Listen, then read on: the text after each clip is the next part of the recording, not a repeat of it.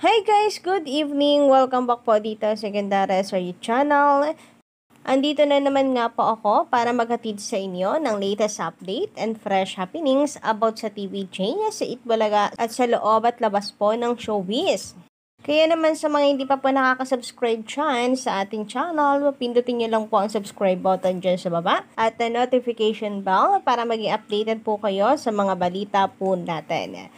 And para naman sa masusugid po natin taga-subaybay, shoutout po sa inyo. Maraming salamat sa palagian po ninyong pagsuporta at pagtutok sa atin pong mga daily updates. Anyway, ang mainit nga po natin pag-uusapan para po sa gabing ito ay patungkol dito sa contract signing ng ABS-CBN at ng GMA Network or ang It's Showtime at ng GMA Network. So, after po ng contract signing para sa GTV, dito naman po sa main channel ang naganap na contract signing para tuluyan na pong ilipat ang Showtime sa GMA 7 kapalit ng tahanang pinakamasaya. So, yan, makikita nyo naman yung mga pictures ng naganap po kanina. Pero bukod po dyan, syempre dahil magiging katapat po ito ng Itbulaga, isa pong pinag-uusapan ngayon ng EB. Marami po ang natutuwa na muli pong magbabalik ang salpukan ng dalawa pong longest running nighttime show. Syempre ito pong It's Showtime ay sa ABS-CBN. Samantalang ang Itbulaga po ay sa TVJ at hindi lang po sa Pilipinas longest running nighttime show, kundi sa buong mundo. Kaya ngayon mga kadarikids, dahil sa muli pong magsasalpukan yan, and alam naman po natin kung ano po ang lamang ng GMA 7 sa TV5, usap-usapan ngayon papaano na daw ang Itbulaga. Kailangan daw po mag-upgrade ng TVJ at ng TV5 dahil hindi rin daw biro ito pong balita na paglipat ng Showtime sa GMA 7. Dahil alam naman natin or sabihin na po natin malakas talaga ang TVJ pero talo sila pagdating sa signal. Sabi dito ay 2 channels pala mapapanood ang It's Showtime starting April 6. Mas malakas na yung signal ng channels nila tapos the show is getting better pa. You better be ready TV5 at Itbulaga. Level up the records and kapatid. Actually, dito sa sinasabi na isa pong mainer is wala naman sanang masama, di ba? Kung hindi po natin mamasamain at ituturing the suggestion for the records. At the end of the day, it's for our show, di ba mga ka-records?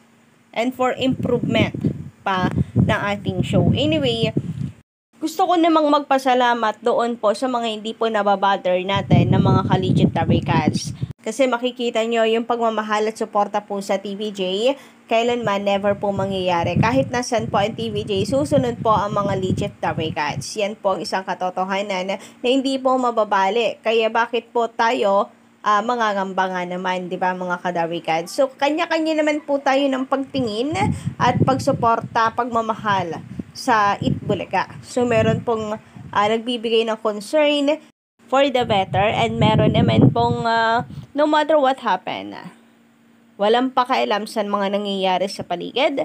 Kumbaga ay nakasentro lang sa Itbulaga at walang pakialam sa labas nito. Ngayong araw nga po mga kadarikad, sa bayan na nag-post ang GMA Network at ang It's Showtime para po sa balita na ito. It's official, It's Showtime will also air on GMA 7 starting April 6 ayon sa GMA Network. And then sa It's Showtime, It's Showtime will air on GMA starting April 6. #Showtime sa GMA. Kaya pala good news madlang people. Kung makikita po natin doon, abangan, GMA yon. Good news, then madlang people, M, and abangan. Pero ang tanong po ngayon ng marami, since confirm na ang paglipat ng It's Showtime at ito na po ang ipapalit ng GMA Network sa tahanang pinakamasaya, saan ang studio ng It's Showtime? Saan sila lilipat? Sa Studio 7 ba? ng GMA Network. Pero sa nasaga po nating balita mga kapatid, mananatili po ang It's Showtime sa ABS-CBN's building sapagkat hindi naman daw po for black time lang naman po yon and share ng revenue ang kontrata and wala pong say sa production ang ABS-CBN. So, base nga po dito, hindi daw. Hindi. They will remain on ABS-CBN's building dahil black time with revenue sharing lang ang deal and not co-production deal. So, at the end of the day, nakahiwalay pa rin talaga ang ABS-CBN sa GMA, guys, no? Hindi pa rin po nakahalo ang mga kapamilya stars sa mga kapuso stars. Pero syempre, mag-aabang pa rin po tayo, mga kadarikads, ng mga legit source ng mga chismis mula po sa mga showbiz columnist. Upang sa gayon kahit pa paano, trusty naman yung update. Kasi kapag nagkataon po na ang studio ng It's Showtime ay sa GMA Network, nako, mukhang mauukupan na talaga ng mga ABS-CBN artist ang GMA Network. Parang ang gulo naman noon, baka ang ending matabunan, masapawan na po ang mga GMA artist niyan at lalo pong mawalan po ng kinang ang iba pang artista ng GMA Network. Well, choice naman nila yon. Pinili nila yan Charis. Samantala, ayon naman po dito sa atin pong mga commentors. Shoutout po sa inyo guys. Mula kay Sir Alfredo Climaco, magandang gabi. Di kayo sigurado na lalakas ang showtime sa GMA. Baka lalong mabawasan ng manonood. So, patungkol nga rin po ito sa mga nagalit na kapamilya fans and kapuso fans. Tapos, syempre, wala naman silang makahakot sa Itbulaga fans, diba? Kaya, for sure, maapektuhan pa rin ito kahit papaano. Well, palagay ko sa una, dahil sa out of curiosity, mga kadarikans, baka nga tumabo sila ng ratings kagaya ng inaasam ni Gozon, di ba mga kadarikans? Pero baka po sa pagtagal-tagal, pagsisihan din yan ng Showtime, ng ABS-CBN's management. Dahil syempre, meron po yung do's and don'ts na baka po pagdating ng araw, masakal ang ABS-CBN kasi magkaibang culture yan at the end of the day. Sa ABS-CBN pa rin ang It's Showtime hindi naman sa GMA Network. So, magkakaroon po ng conflict and baka po pati mga fans manggigil sa GMA Network pagdating po ng araw na hindi po natin alam. Dito nga sa GTV, nanggigil po yung ilang fans sa sobrang higpit di umano ng GMA para bigyan ng warning ang It's Showtime. Sabi naman dito ni Divino De Leon, magandang gabi. Ninenervyos na ang GMA, wala na yan. Nako, nabalitaan nga lang po ang tungkol sa sa Wawawin ni Kuya Will. Ito po't may big step na ginawa ang GMA Network. Marahil nga na nervyos sila kasi sabi nila balak ng GMA Network na magpalit ang programming dahil sa pagbabago sa TV5. And, di ba, may pinipitch po ang entertainment ng GMA, pero nauwi pa rin sila sa Showtime. Kasi maybe they know talaga na hindi po kakayanin nila kung hindi po sila hihingi ng tulong sa matagal ng katapatan ng Itbulaga. Sabi naman dito na Sir Roy Michano Mogol, shoutout po sir. Giant Network, hindi man lang makapag-provide ng sariling noontime show.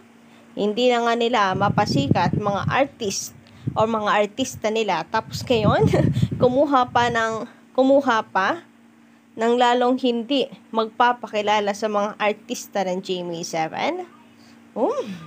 GMA7, itago nyo na lang mga artista nyo. Yun na nga po yung sinasabi ko. Baka po lalong lumubog ang ibang artista ng GMA7. Yung tipong matatabunan sila ng mga kapamilya stars. And kung balak nilang i-flex ang mga sparkle artist dito sa It's Showtime, Ang kawawa naman ngayon ay ang mga regular host ng It's Showtime na magbibigay daan dito po sa kapuso artist. Maapektuhan po ang kanilang routine, daily routine na pagpasok sa It's Showtime. Kung pumayag ang management ng ABS-CBN sa deal na ito kasi base sa chika, ganun daw po ang mangyayari. Na kukuha po ng Sparkle artist para maging host sa It's Showtime. Nako, sana Kadabricans para tuluyan lumubog po yan. Dahil for sure, marami pong magagalit ng mga kapamilya fans pag nagkataon. Siyempre, kaya nga po nila yung sinusuportahan kasi mga kapamilya fans sila. Kaya po nila yung sinusuportahan dahil sa mga host talaga nila doon. Tapos biglang papaltan ng GMA7 artist, di parang hindi na yan Showtime, di ba? Kahit ako, kung ako'y kapamilya fans, hindi ako papayag. Hindi na lang ako manonood sa kanila. So, may maaring ganyan ang posibleng mangyari sa mga susunod na araw, Kadarikads. Maski ako, kapag sila Main Mendoza, hindi na pumapasok, tapos ang ipapalit, halimbawa, ay mga host sa tahanang pinakamasaya, it's a really, really big no. O kahit yung mga host ng It's Showtime may lalagay doon, nako, it's a big no. Kayo po ba, ano pong inyong masasabi mga Kadarikads? Pa-comment lang po dyan sa baba ng inyong opinion at hanggang dito lamang po muna ang aking update. Salamat!